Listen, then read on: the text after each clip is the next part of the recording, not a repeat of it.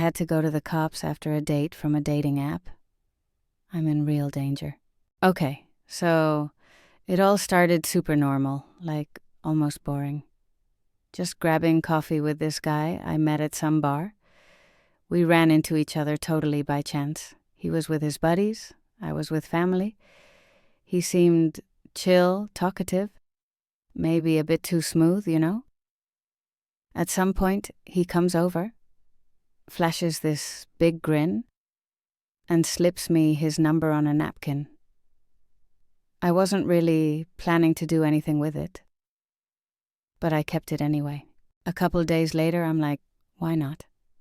So we text a bit and decide to meet up for coffee. I'm careful, though. Picked a busy cafe in the middle of the day, told my friends where I'd be. No risks, right? Or so I thought. The date starts off fine. We're chatting about regular stuff, school, jobs, movies, sports. He's super talkative, maybe too much, like he's known me forever. But then things get weird. Out of nowhere, he tells me this story about walking into his kitchen and catching his friends, a lesbian couple, having sex. And then he looks at me, dead serious, and goes, I just closed my eyes and left. You ever been in a situation like that? I laugh it off, super awkward, and try to change the subject, but it leaves me feeling uneasy.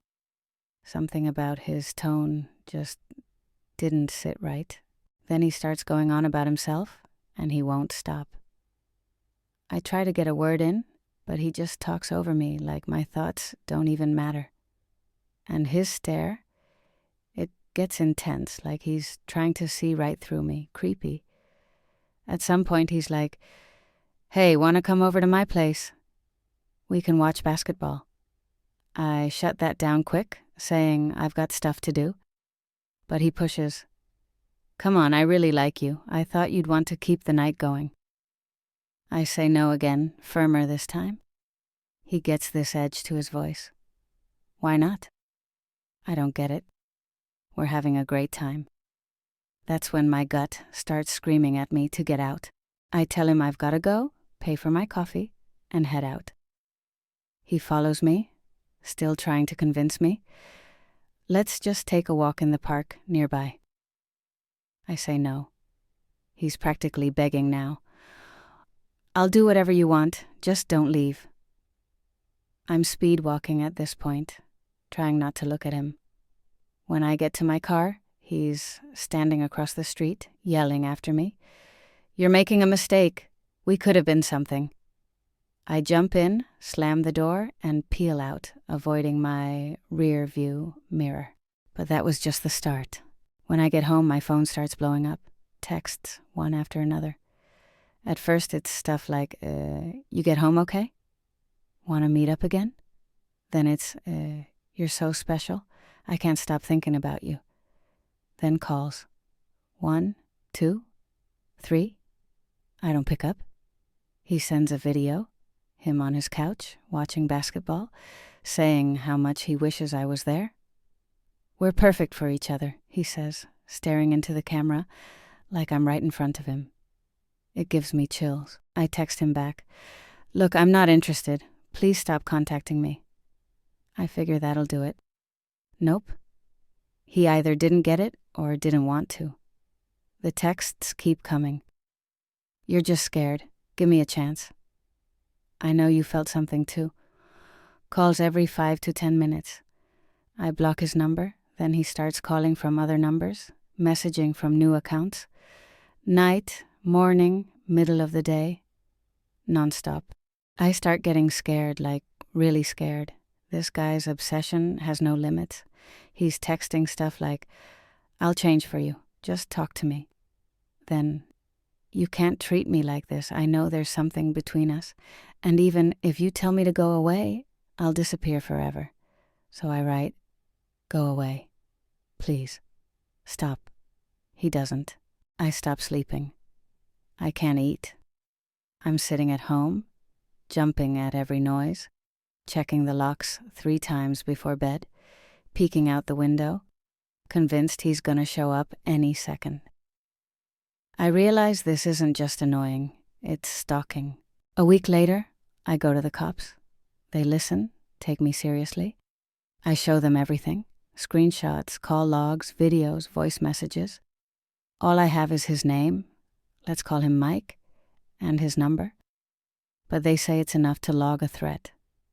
They open a case, tell me his actions count as harassment, and advise me to keep recording everything. But he doesn't stop. He's texting from new numbers. I don't get why you're ignoring me. We had such a good time. He sends long emails about how much he misses me, how he pictures our life together. He even records himself at the cafe where we met, saying, "I'm here every day, waiting for you." I don't respond. He keeps going. I get a security system for my apartment, buy these panic buttons I can press if he shows up at my door. I start recording his voicemails for the police. Pepper spray's illegal here in Canada, so I get a small stun gun I carry in my bag. A few days later, I find him on Facebook. His profile's wide open.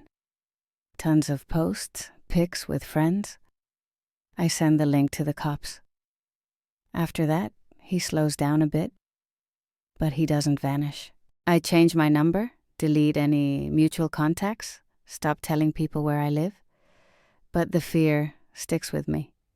Even months later, I'm jumping at every unknown number. One stupid coffee date turned my life into a nightmare. A month goes by. I'm trying to get back to normal, work, hanging out with friends, but I'm always looking over my shoulder, checking for tails. The cops tell me they contacted him, issued a warning. He promised to stop. I don't buy it. Something tells me this isn't over. And I'm right. One evening, coming home from work, I notice a car parked across from my place. Dark sedan, tinted windows. It's been there 2 days in a row. I can't see who's inside, but my heart's racing. I snap a pic of the license plate and send it to a friend, just in case. That night, I sleep with the lights on. The next day, I get a package. No sender. Inside's a box of cheap chocolates and a note. "I know you love sweets. I'm sorry. Thing is, I don't eat sweets, never have." It's like he's got this fantasy version of me in his head. I take the package to the cops. They check it. No prints, sent from a post office nearby. They talk to him again. He denies everything. I decide to move. It sucks leaving my apartment. I love that place. But I don't feel safe anymore. I find a new spot, different neighborhood, far from downtown. I only tell my closest people. A week after I settle in, I get a text from a new number. "You think I won't find you?" I freeze. How does he know? I hadn't shared my new address with anyone. I double-check my accounts. Nothing's hacked. Then I remember seeing him at a cafe I used to hit up with friends. Maybe he'd been watching me longer than I realized. I start suspecting everyone. Neighbors, co-workers, random strangers. I'm paranoid. I hire a private investigator. Money's tight, but I can't keep living like this. He digs into Mike and finds out he's got a history. Complaints from other women, but nothing serious enough for an arrest. He's good at staying just inside the law. The PI suggests cameras at my new place and changing all my passwords, even my Wi-Fi. I do it. One night, my front door camera picks up motion. I check the app. It's him. Mike, standing outside in a hoodie, staring at my door. He doesn't knock or ring, just stands there for 5 minutes, then leaves. I call the cops. They show up, but he's gone. Street cameras catch him getting into that dark sedan. The next day, I get a letter. Real paper, no return address. It's a long handwritten rant. He knows I went to the cops, says it won't stop him, says he loves me and will wait as long as it takes. The last line makes my blood run cold. I know where you live now. I'll always be close. I'm done. The cops step up patrols in my area, but I know that's not enough. I start thinking about leaving town, maybe changing my name. But that means giving up everything, my job, my friends, my family. I'm not letting him ruin my life. So I fight back. With the PI's help, I gather everything. Texts, videos, camera footage, witness statements.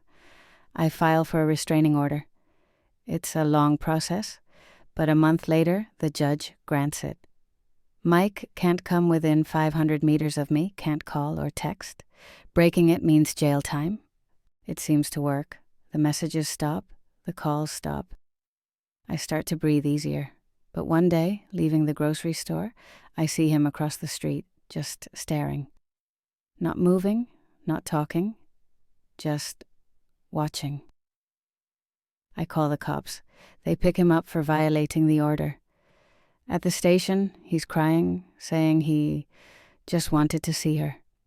They let him go with a warning, but I know he's not done. I start taking self-defense classes. My instructor, an ex-cop, teaches me how to protect myself, tells me to carry something like a sturdy metal pen as a weapon. I avoid dark streets, stick to crowded areas, but the fear's always there. A few weeks later, I'm starting to think it's over. The restraining order's holding, and the cops say Mike moved to another city. I'm planning a trip to visit my parents, get a change of scenery, but deep down I'm not convinced it's done. One night, coming home from dinner with friends, I notice a guy following me. Dark jacket, hood up, face hidden.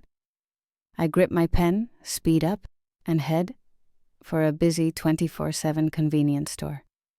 I pretend to shop, call a friend to meet me outside. When I look back, he's gone. But I'm sure it was him. The next day, I get a call from a blocked number.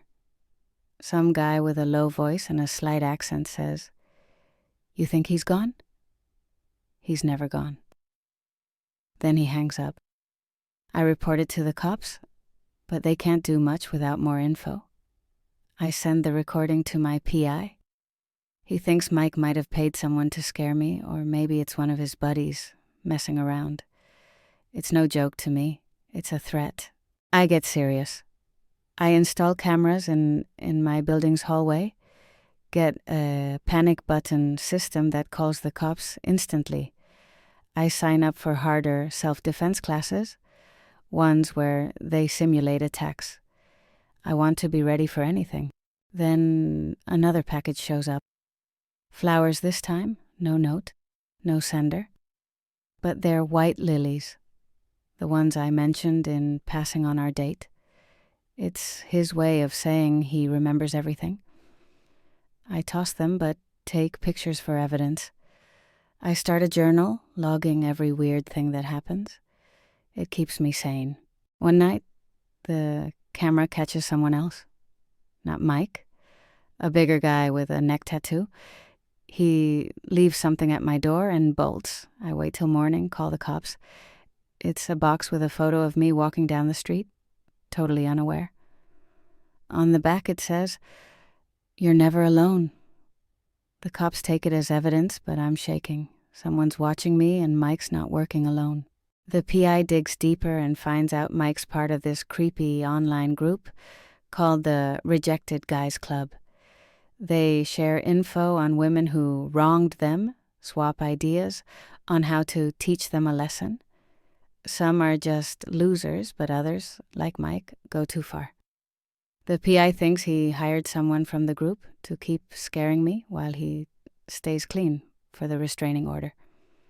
It explains the new guy and the weird call. I take a risk. I make a fake social media account and join their group under a fake name. I find posts mentioning me, my old Instagram pics, stuff I posted before I locked down my account. Mike's bragging about how he's gonna make me see he's a good guy. Others egg him on, suggest ways to mess with me. Some are harmless, others are straight up scary. I screenshot everything and send it to the PI, who passes it to the cops. Then it gets worse. One night, after self-defense class, I spot 2 guys tailing me. I stay calm, turn on my phone's recorder, grip my pen, and head for a busy intersection with security cameras. One of them, the tattoo guy, gets close. I turn and yell, "I know who you are, and the cops are already on you." He freezes, backs off. The other guy melts into the crowd. I call the police, but they don't find them. That's it for me. I'm done playing defense. I go back to my lawyer, file a lawsuit against Mike and his buddies. We use everything: texts, videos, camera footage, chat logs. The cops search Mike's place and find a folder on his computer with my photos, addresses, even my work routes. They also find messages with 2 other guys, the ones I saw. The trial's exhausting. Mike denies most of it, but the evidence is overwhelming. His buddies, a hired thug and a friend helping out, get dragged in too. The judge sentences Mike to 2 years probation and mandatory therapy. His buddies get fines and community service. I get a new restraining order covering all 3. I move to a new city, change my name online, delete my old accounts. I start over, but the fear's still there. I carry my stun gun, check my cameras, glance over my shoulder. That one coffee date changed me forever. I fought back and won, but I know the shadow of it will always be there. I'm sitting in my new place, staring out at the city lights. It's quiet, but it feels like a trick. I've done everything to protect myself, but every creak makes my heart race. I've learned to live with it. Sometimes when I close my eyes, I see his stare from that first day, so sure he'd get what he wanted. But I made a promise to myself. I'll never let fear run my life again. If you're reading this and think you're overreacting, that it's just some annoying guy, don't ignore that gut feeling. It's your best friend. It could save your life. So, do you guys hang out on dating apps a lot? How do your dates with strangers go? Share your stories.